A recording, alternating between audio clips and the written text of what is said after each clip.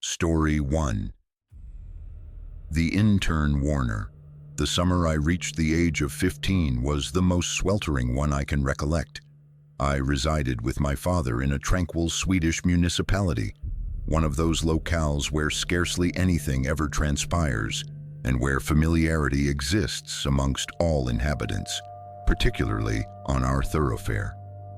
I was not particularly inclined towards typical adolescent pursuits.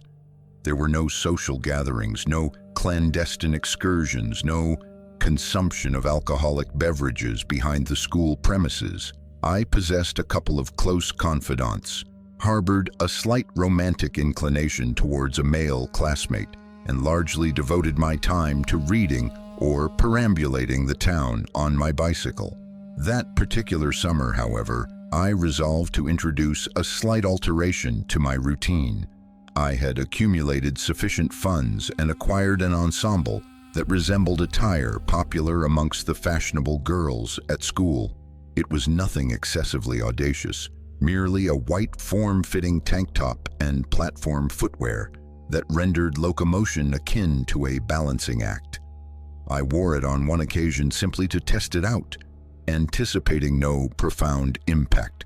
But then the notes commenced appearing. Initially, I presumed it was a prank.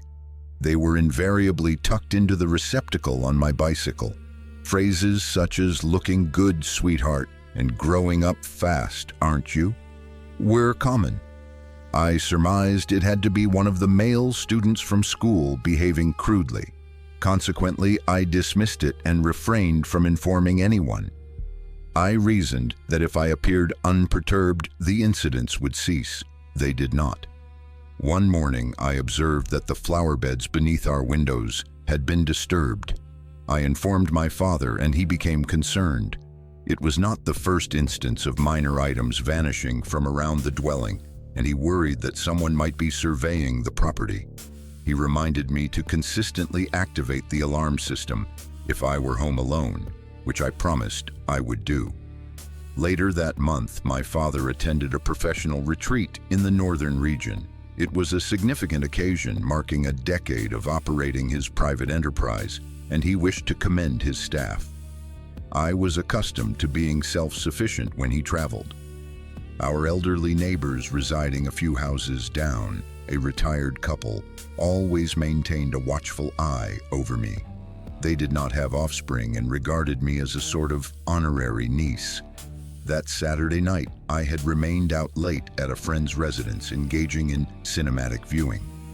I returned home around 1 a.m., pedaling slowly because the air was so warm and still. Upon entering, I immediately noticed the house felt off, not in a supernatural sense, but simply that something was amiss. The alarm system was disarmed. I mentally chided myself, believing I must have forgotten before departing. Then, in the living room, I observed Mr. H., our neighbor from down the street. He was simply standing there, holding a wine glass. He offered a smile and stated, "Didn't mean to startle you, just came to check in." This explanation might have been plausible had it been 7 p.m., and had he not exuded the aroma of an alcoholic beverage cabinet. I forced a smile and declared I was retiring to bed, but my stomach churned with apprehension. He followed me into the hallway, continuing his discourse. I could feel my legs beginning to quiver. He poured himself more wine, waved the bottle in my direction, and began speaking about how significantly I had matured. He remarked that I now resembled a young woman and that the manner in which I dressed was conveying messages I probably did not comprehend. I froze when he uttered, "I've been watching you for a long time." He stepped closer and affirmed he was a kind individual, that I could trust him, that he would be gentle. His hand clamped around my arm, and I could feel how much stronger he was. He was smiling, but there was no warmth behind it, merely a predatory hunger. I do not know the origin of my composure, but I found myself reciprocating his smile. "You like to play?" I inquired. I cannot even fathom how I articulated the words without trembling. He led me towards the bedroom, not my own, but my father's room. As soon as he turned his back to proceed and secure the front entrance, I slammed the door shut and twisted the lock mechanism behind me. That was the precise moment when panic truly set in. My own bedroom possessed a window through which I could have egressed. This particular room did not, but it did contain a landline telephone. My fingers felt numb, but I managed to dial the sole number I could recall, my father's work telephone. He answered immediately. I recounted what had transpired, whispering while the man outside the door commenced jamming something into the lock. My father remained on the line while simultaneously contacting the police authorities and subsequently reaching out to another neighbor, Mr. L, who had previously served in the military and was renowned for being somewhat of a vigilante. I remained curled up by the bed, clutching the telephone, listening to the sound of a screwdriver scraping at the door and Mr. H muttering about what he would do once he gained entry. Then came the sound of yelling. Mr. L had arrived. What transpired outside was absolute chaos. I heard crashing, audible blows and a yell that still resonates in my memory. It was not until Mr. L called out through the door, inquiring about my well-being, that I permitted myself to breathe again. I did not unlock the door until the police arrived. After that night, I ceased sleeping properly for an extended period. Mr. H had been someone I trusted, someone who used to give me confectionery when I was a small child. He had used that trust as a deceptive facade. Later, his wife initiated divorce proceedings. I encountered her years after everything, and she disclosed that she had always harbored a sense of unease about him. She mentioned she never desired to have children with him because she was apprehensive they would not be safe. That particular statement remained with me for years. He died a few years ago. A part of me felt relieved. He can no longer inflict harm upon anyone else, and I never have to see his countenance again. Story 2. The disturbing neighbor. My summers as a child were consistently rather uneventful. Just protracted periods of time filled with animated television programs, academic assignments I wished to avoid, and inadvertently overhearing an excessive amount of adult discord. The summer of 2002, however, was markedly different, substantially different. That particular one is seared into my memory for reasons I earnestly wish I could expunge. I was 12 years old and residing with my mother in a quiet apartment complex. She and my father had separated years prior, and since then her boyfriend had been cohabiting with us. He was not my preferred individual, but at that age, I didn't truly comprehend the underlying reasons. I believe I simply grew accustomed to his continuous presence, even when he engaged in actions that caused everyone to become tense. For instance, on one occasion when I was probably 9, we were all watching television and he returned home inebriated. He stormed into the room, uttered something slurred and angry, then smashed the television with his bare hands. Glass fragments were scattered everywhere, and blood was visible on his knuckles. My sisters and I were paralyzed with fear. My mother attended to his wounds, and circumstances reverted to their usual state, as they always did. Fast forward to early 2002. My mother finally resolved that she required personal space and terminated their relationship.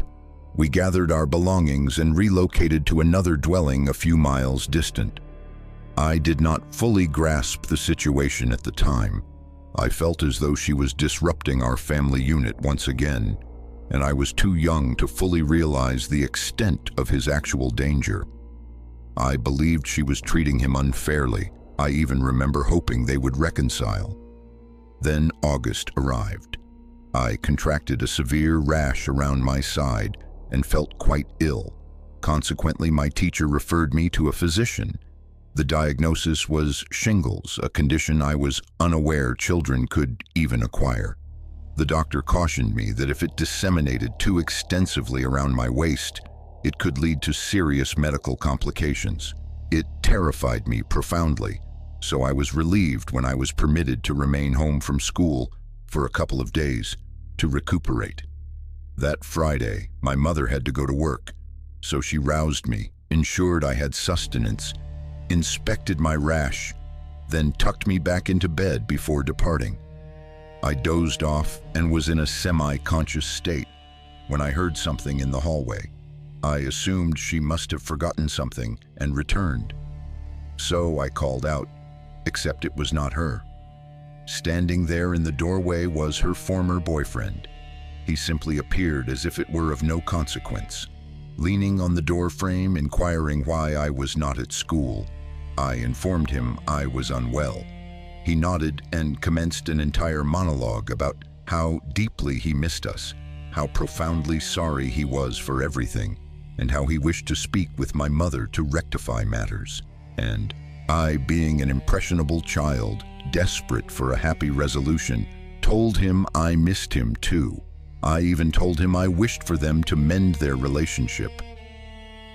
Before he departed, he asked me to promise not to mention that he had visited. I told him I would not, but the moment my mother arrived home, I told her everything. At the time, it did not even occur to me to ponder how he gained entry. No key, no one opened the door. He must have employed some implement, perhaps a credit card, to force the lock. But I did not consider that then. He had resided with us for years, so his presence did not seem overly strange. That evening, I went to stay with my grandmother for the weekend, a plan we had made earlier that month. My father picked me up and dropped me off, and by then, I was feeling a bit better. Sunday arrived, and my mother had not returned any of our calls. Her telephone had been silent for over half a day. It was peculiar, but initially, nobody truly panicked. A family acquaintance picked me up from Grandma's and transported me back to my mom's place, but the door was locked and there was no sign of her. The local legislation stipulated that an individual had to be missing for 24 hours before police could forcibly enter their residence. So we waited until Sunday evening. My father, sisters, and I were all present when they finally opened the door. I walked in, retrieved my school materials, and proceeded into the bathroom. When I emerged, I noticed something resting on the hallway counter, my mother's dental prosthetic. She had only possessed it for a few months and never ventured anywhere without it.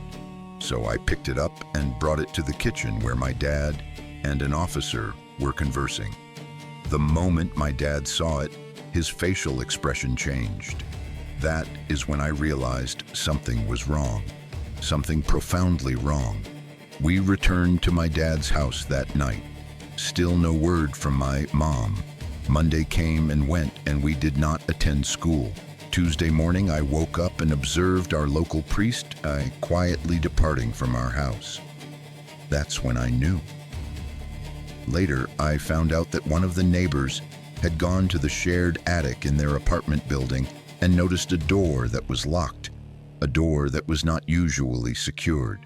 No one in the building possessed a key to it, so they summoned the landlord to come open it. What they found inside still makes my stomach twist. My mom had been deceased for 2 days. It turns out her ex had returned on Saturday afternoon. The last person she spoke to was my aunt. Right before hanging up, my mom said, "There's someone knocking." "It's him again. I'll call you later." He employed the same tactic to break in, slipped something into the lock, and walked right in as if he still resided there. He killed her that night. He was arrested not long after, bragging about having done something foolish to a bartender. The trial occurred the following April.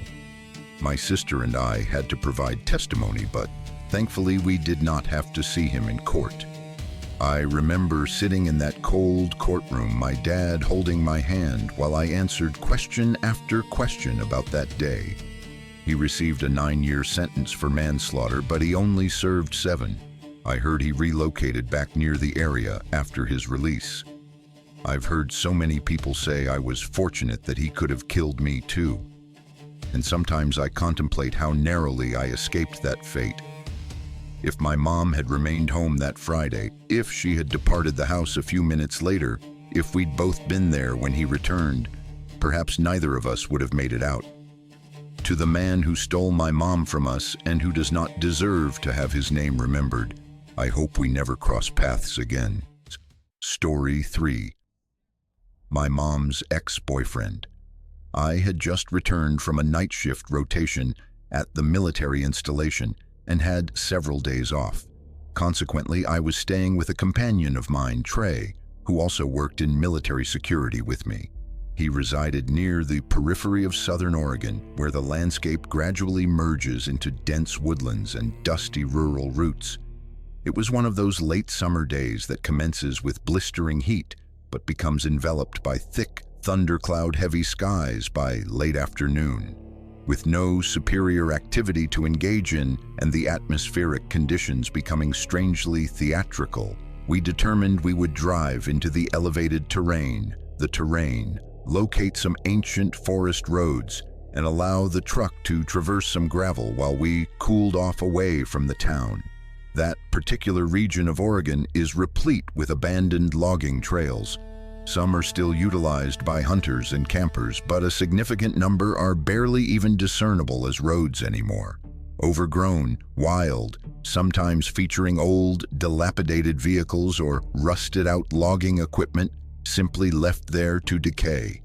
Trey and I had this customary practice of selecting a random road diverging from the main route and simply observing where it led. This day was no different. We turned off onto a dirt path that appeared to have been untouched by traffic for months and began winding deeper into the pines and firs.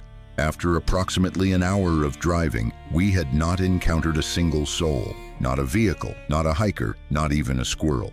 The road curved and we emerged into this expansive open field, encircled by dense groves of aspen trees. It was almost excessively idyllic, utterly silent, devoid of any breeze, just still. And in the middle of the clearing was this peculiar picnic table. It was a vibrant orange, akin to construction site orange, and uncommonly large, significantly bigger than anything one would typically observe at a campsite or public park. Trey drove closer and we both leaned forward in our seats, attempting to ascertain its purpose in such a remote location. I exited the vehicle and walked towards it. It was almost chest height on me and the benches were equally oversized. I would have had to ascend onto it to sit down. Definitely not constructed for casual lunches. While I was examining the table, Trey summoned me. He remained seated in the truck, but was gazing past the clearing into the tree line. Between the aspens, tucked just far enough back that one had to squint to discern it, was a small, faded tent. It possessed an unsightly blue and green coloration, and something about it simply felt incongruous to me. There were no discernible trails leading to it, no indications of a fire pit, and there were no sounds, no zippers, no shuffling, no movement. It was as if the tent had merely been deposited there. Trey and I exchanged a glance, and I could tell he was contemplating the same thought I was. Someone's in there, and they know we're here. We remained there for a few minutes, deliberating our course of action. A part of me desired to re-enter the truck and hastily depart from that place, but another part wondered if someone required assistance. It was such a remote location. If someone had sustained an injury, they would be completely isolated. Against my better judgment, I started walking toward the tent. Trey kept the engine running, prepared to accelerate rapidly if something occurred. As I stepped between the trees, the air became noticeably colder. I was uncertain if it was merely the shade or simply nerves, but something about the campsite made my skin crawl. There were backpacks scattered around as if someone had dropped them in a hurry. Women's clothes too, dresses, tank tops, even a pair of high heels. But no signs of a fire, no food, not even a sleeping bag laid out. Just various items. It looked wrong. I turned around to depart and informed Trey but as I started walking back, I heard him yell. I couldn't discern what he said at first, but his voice cracked with panic. I sprinted back towards the truck, branches scraping my arms, and when I reached the edge of the clearing, I observed what had caused him such alarm. A dilapidated old sedan was obstructing the road we had entered on. It had rusted, dirty windows and 3 occupants inside. 2 men were in the front and someone was slumped in the back seat. I couldn't even determine if the person in the back was conscious. Trey yelled at me again and I bolted for the passenger side. As soon as I leaped in, he pressed the accelerator and we swerved into the clearing. The sedan attempted to block us again, but Trey drove through a patch of brush and maneuvered around them. We did not speak for a while, merely kept checking the mirrors, half expecting that car to come tearing up behind us, but it never did. We successfully reached the highway without seeing them again. Later that evening, I contacted the local authorities and provided them with the most precise directions I could. A trooper conducted a follow-up the next day. He reported that there was no sign of the tent, the backpacks, or any clothing, but the giant orange table was still present, exactly where we had left it, as if it had been waiting. Neither of us ever returned. Story 4. The enigmatic orange table. It was one of those oppressive summer nights in New England, late August, with skies heavy with fog, the air thick like soup. My boyfriend and I had spent the earlier part of the evening strolling around this quaint coastal town we both enjoyed. It was the kind of place with a faded boardwalk, a few fried dough stands, and an antiquated arcade that consistently smelled of popcorn and rust. After wandering around for a while and acquiring some snacks, we decided to prolong the night with a drive up the shoreline. The roads were quiet. Visibility was abysmal due to the fog, and we surmised we would pull into one of those small roadside parking areas that punctuate the coast and simply linger for a while. We selected one that was completely vacant and nestled directly adjacent to a sand dune. It felt secluded, not precarious, simply tranquil. We relocated to the back seat to become comfortable. Nothing overtly scandalous, just some playful intimacy typical of teenagers. Even though we were both in our 20s by then, neither of us possessed sufficient audacity to proceed all the way. Being discovered in flagrante delicto was not high on our list of desired experiences. After the intensity of the moment subsided, we were simply lying there, intertwined, listening to the muffled sounds of the waves and the occasional creaking of the car shifting its weight on uneven ground. Everything outside was merely a blur of fog against the windows, and it felt as though we were the sole individuals remaining on Earth. I was resting against his chest, reveling in that warm, sleepy sensation one experiences after excessive laughter and kissing, and I looked up to kiss him again, just a swift peck. That is when I caught a glimpse of something through the fogged-up window. For a fleeting moment, I thought my eyes were deceiving me. But no, it was a face pressed directly against the glass. Eyes wide, mouth closed, devoid of expression, just staring. I did not scream immediately. It was more akin to a choked gasp, but my boyfriend heard it and turned his head. Then he screamed. It was this bizarre, garbled sound, a combination of surprise and panic. The face vanished in a blur, and we observed someone sprinting away from the car, disappearing over the dune and towards the beach, like a shadow melting into the night. Everything subsequent to that unfolded with extreme rapidity. My boyfriend immediately threw open the door, adrenaline surging, and yelled after the individual, something like, "You freak," or "Come back here." But I was grasping at him, imploring him to cease, to re-enter the car, to lock the damn doors. My heart was pounding so vigorously I could barely form words, but all I desired was to depart from that location and find somewhere safe. As we were panicking, another vehicle had pulled into the parking lot. Some man with fishing equipment appeared to be preparing for some late-night surf casting or similar activity. We ran over to him and inquired if he had observed anyone running past. He stated he had seen a shadowy figure rushing down the beach, but he had not obtained a clear view. He did not seem overly concerned, merely shrugging as if it were not an unusual occurrence out there. We ultimately drove directly to the nearest police station, attempting to comprehend what had transpired. We were not injured, nothing was stolen, but it felt like a grave violation. We filed a report, informed them about the individual watching us, and they meticulously recorded everything. They stated they would inform patrol, but we could discern that this incident would not be pursued seriously unless someone else experienced a more severe encounter. On the journey home, my mind incessantly replayed that face. There had been this peculiar glow surrounding it, not bright like a flashlight, but simply illuminated as if there was a screen or something. For a period, I was convinced he had been recording us. That idea remained with me for months. Perhaps he was merely some eccentric individual attempting to frighten people, or perhaps he was hoping to capture someone engaging in an activity he could exploit. I suppose we will never ascertain the truth. All I do know is we never went parking again after that. Whatever thrill we used to derive from sneaking off to dark corners of the world completely vanished after that night. Story 5. The unsettling face at the window. One summer, when I was approximately 15 years of age, I had to accompany my mother, aunt, and grandmother to our family's lakeside residence in New Hampshire. It was situated discreetly at the termination of this long, uneven dirt road, deep within a tranquil little cove, surrounded by dense forests and steep hills.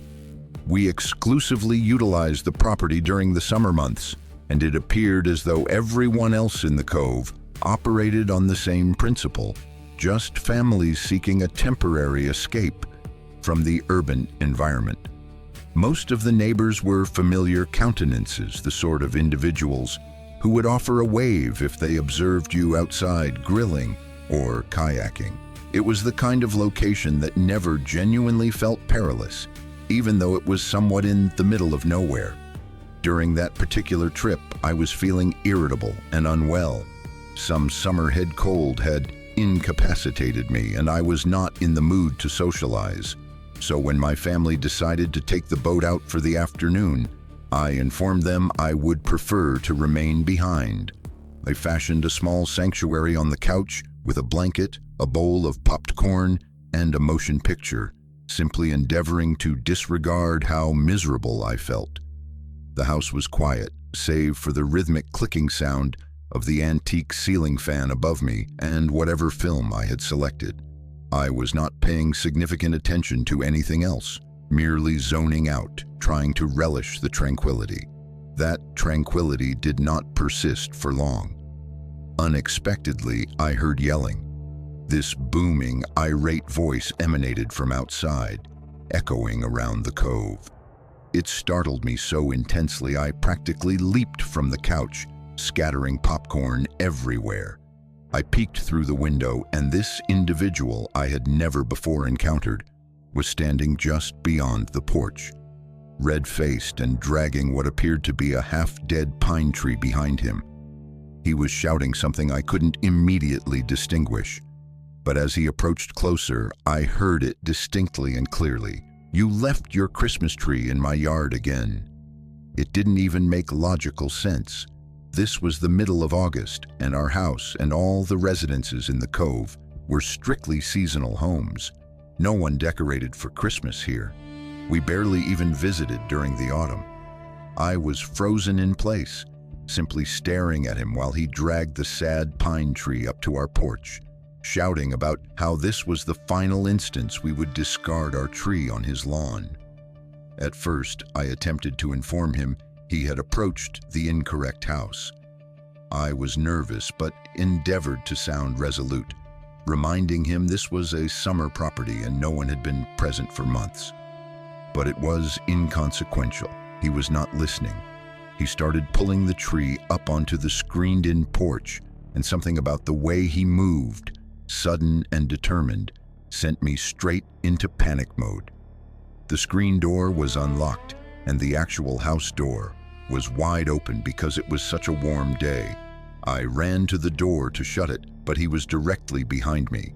We met at the entrance, both of us reaching for the door at the same instant. I think if my family's boat hadn't come into view just then, he would have gained entry. But the sound of the boat engine must have startled him, because he suddenly turned and bolted back toward the woods, dragging that sad-looking tree behind him. When everyone returned, I was still trembling.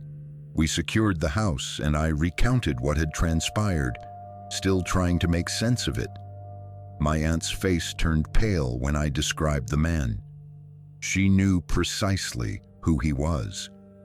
Apparently, he resided a few miles away and had wandered into our cove previously, but that time he had been polite, even chatty, just one of those odd but seemingly harmless locals. Back then, he was among adults, so perhaps that altered his behavior. But with just me home, a child on her own, he was an entirely different person. I did not stay there alone again after that. Even now, it unnerves me contemplating how quickly someone can transition from being eccentric to threatening, and how different the world feels when you realize you're not nearly as alone as you believe.